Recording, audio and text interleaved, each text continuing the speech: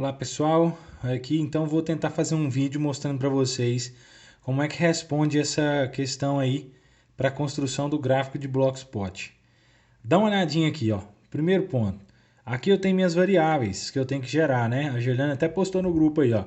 Máximo, o quartil 3, o quartil 2, que é a mesma mediana, o primeiro quartil, o quartil 1, o mínimo. E aqui a gente obteve a amplitude interquartílica, que eu representei por IQA, que é amplitude interquartílica, beleza? Bom, nesse ponto, o que acontece? Eu peguei uma amostra de dados que eu tinha aqui, é um pouco parecida com essa que vocês têm, tá? Talvez os números variem um pouquinho, mas não preocupa não, que eu já calculei no Excel aqui para deixar pronto. Dá uma olhada. Para cada conjunto de dados, lembra aí, ó, vocês têm 3 conjuntos de dados.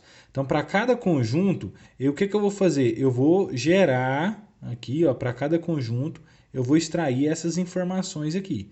Então, para o El Niño, eu extraí o meu maior valor, o meu terceiro quartil, o segundo quartil, que é a mesma mediana, o primeiro quartil, o valor mínimo e a amplitude interquartílica, que é o resultado da subtração entre o quartil 3 e o quartil 1, o terceiro e o primeiro quartil.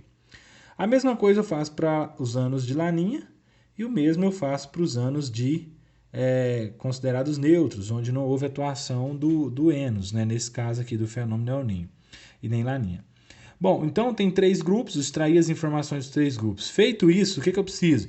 Eu preciso vir para cá, ó, construir a escala do gráfico. Eu estou fazendo isso manual, né?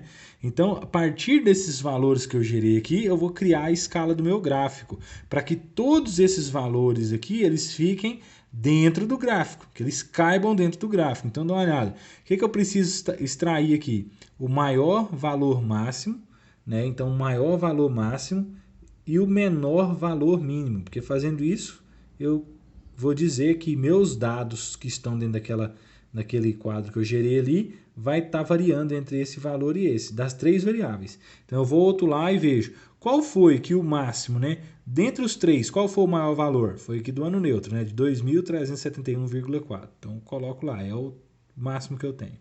E qual o valor mínimo que eu tenho? Então tá aqui o mínimo, qual é o mínimo que eu tenho? 1138,1. Beleza, tá aqui. Então eu tenho o máximo e tenho o mínimo. O que eu faço agora? Vem cá, vou construir meu gráfico, tá vendo? A primeira coisa é você estabelecer aqui o tamanho do gráfico, joia? E aqui você vai fazer o quê? Você vai criar a sua escala. Então tem um mínimo de 1138. O que eu fiz? Eu comecei minha escala aqui com 1100, né? E o máximo de 2.371.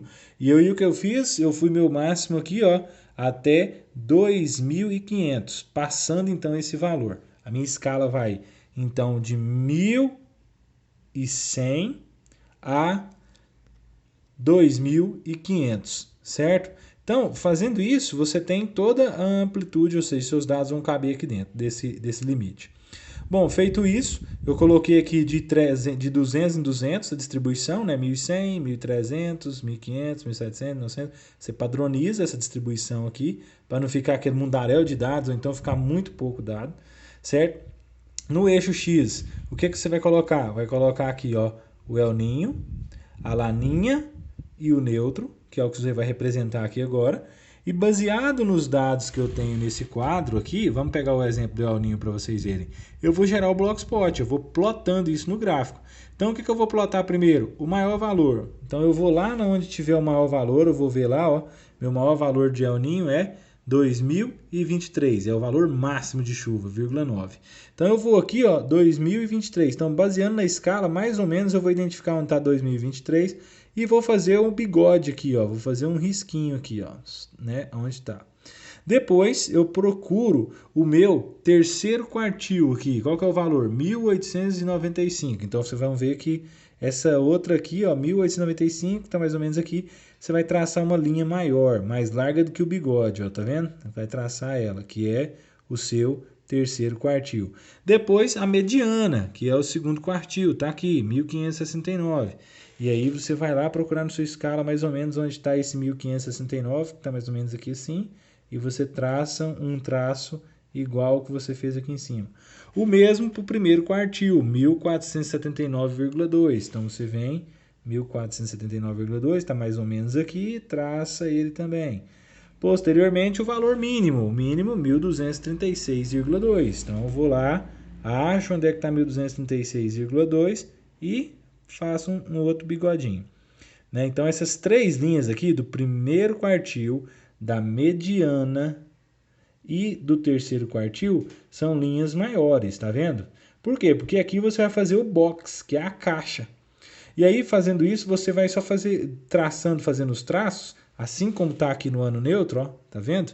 Os valores do ano neutro, tracei eles aqui. O que eu vou fazer agora? Eu vou ligar essas paredes aqui, né? Entre os três, entre o primeiro e o terceiro quartil, vou ligar, fazendo a caixa do jeito que está aqui.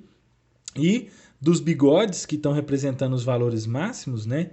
E o mínimo aqui da categoria, o que eu vou fazer? Eu vou ligar eles, né, daqui até a base do primeiro quartil, e o mesmo eu vou fazer com o meu valor máximo, ligando ele ao meu limite aqui do terceiro quartil. Feito isso, então eu tenho o meu box plot.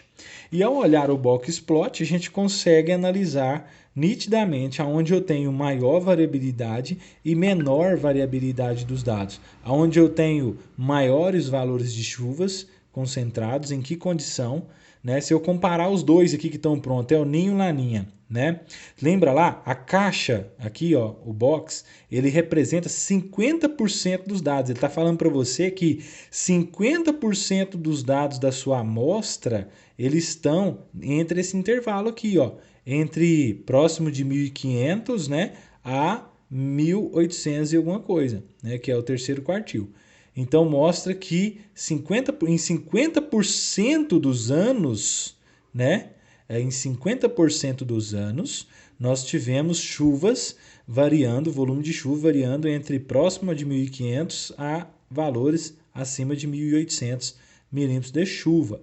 Se eu fizer uma análise olhando por o Laninha, eu já percebo automaticamente que nos anos de Laninha eu tenho menos volume de chuva, tá vendo? Ó. Por quê? Porque olha só, os valores oscilam aqui entre 1.400, né, a pouco mais aí de 1.600. Então eu tenho aqui uma menor oscilação, tá vendo? A distância é menor, aqui uma maior oscilação, uma menor oscilação, que isso aqui a gente vai ver pela amplitude interquartílica. No entanto, o volume de chuva é menor durante os anos de Laninha. 50% dos anos estão dentro oscilando, né, com valores entre 1.400 e 1.600. Se você fizer uma análise mais crítica ainda, você vai perceber o seguinte, ó, do valor mínimo, do mínimo até o primeiro quartil, são 25% dos dados, né? Se eu fizer uma analogia aqui, eu vou observar que 50 mais 25, 75% dos anos de Laninha estão com valores de chuva abaixo de 1.600 milímetros. Com volumes de chuva abaixo de 1.600 milímetros, que está aqui, ó. Então representa 75% dos seus dados. Apenas 25% dos anos de Laninha obtiveram valores de chuva acima de 1.600 milímetros. No caso aqui do El Ninho, você já vai perceber que, se eu somar aqui, ó, tá vendo? Aqui já está acima de 1.400, ó, que é o primeiro quartil, olha lá, 1.479. Então, acima de 1.400, mais de 75% dos anos de El Ninho, os volumes de chuva ficaram acima de 1.400 milímetros. Apenas 25% abaixo desse valor, certo? Então, se você observar, comparando só o El Ninho e Laninha aqui, você já vai perceber que eu tenho, né, um volume de chuvas maiores durante os anos de El Ninho comparado em relação aos anos de Laninha. Se eu olhar para o ano neutro, aí eu vou perceber que aí sim, né, durante os anos neutros, eu tenho volumes de chuva superiores aos volumes registrados nos anos de El Ninho e de Laninha. Então, um momento em que eu tenho volumes de chuvas anuais superiores, tá? Mas em relação à variabilidade, que é o que a questão está perguntando, né? A variabilidade é a amplitude interquartílica, que é a subtração entre o terceiro e o primeiro quartil. O que é variabilidade? Se eu disser para você que o dado, um valor, um determinado conjunto de dados, ele vai de, vou riscar aqui, ó, ele vai de 1 até 3, eu tenho uma variabilidade de 1 a 3. E se eu disser de 1 a 10, eu tenho uma outra variabilidade. Ou seja, aqui eu tenho, aqui eu tenho menos variação, né, do que aqui. O intervalo entre 1 e 3 é menor do que o intervalo entre 1 e 10, não é isso? Então aqui tem maior variação e aqui menor variação. Só um exemplo, tá? Então nesse caso, para vocês observarem bem aí, ó, se a gente pegar as amplitudes interquartílicas, né, que demonstra para a gente a variabilidade, eu vou perceber que durante os anos de laninha eu tenho menor variabilidade dos volumes de chuva. Ou seja, dentre esse grupo de anos que ocorreu o fenômeno laninha, eu percebo que eu tenho, né, valores de chuva mais próximos, né, de um ano para o outro. Ou seja, a oscilação entre eles é menor do que os anos neutros e menor ainda do que os anos de El Niño. Ou seja, nos anos de El Niño demonstra que a gente tem maior variação, mais variabilidade, certo? Necessariamente isso aqui não quer dizer que durante os anos de laninha chove mais. Não é isso, vocês perceberam aqui, né? Quando eu olhei em relação ao volume de chuva, o gráfico deixa bem claro, é visual, tá vendo? Aqui eu tenho maiores volumes de chuva, né? Enquanto que aqui eu tenho menores volumes de chuvas anuais. No entanto, em termos de variação, de variabilidade, ou seja, traduzindo, ficaria melhor, né? Aqui, durante os anos de laninha, eu tenho chuvas, volumes de chuvas mais constantes, né? Mais, não é constantes, mais próximos, né? Que oscilam menos. Enquanto que aqui, durante os anos de laninha, de El Niño, eu tenho a possibilidade de maior oscilação desse volume de chuva. Tá? Ele pode variar mais, né, entre esses intervalos máximos e mínimos aqui, certo? Então aqui, ó, para fazer basta você vir aqui, ó, fechar, fazer aqui a ligação, né? Eu vou tentar fazer aqui, gente. Eu tô gravando na munheca, né, para tentar fazer o negócio ficar mais ou menos do jeito. Não vai dar para riscar não, vai ficar feio demais. Então aqui você vai só simplesmente fazer o quê? Você vai unir esses pontos aqui, ó, fazer uma reta aqui. Fechar aqui a borda da caixa também desse lado, pegar do centro desse tracinho, ligar até aqui, pegar do centro desse tracinho e ligar até aqui, e o desenho vai ficar igual a esses outros aqui.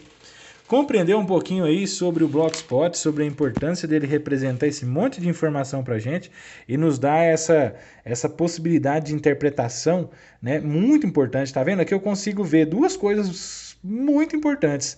A quantidade de chuva mediante a atuação de um fenômeno, né, ou durante a ausência dele, como que comporta o volume de chuva e como que é a variação, a variabilidade. Então nós podemos perceber através dessa informação. É isso, gente. Valeu demais. Segue outro vídeo daqui a pouco sobre desvio padrão e coeficiente de variação.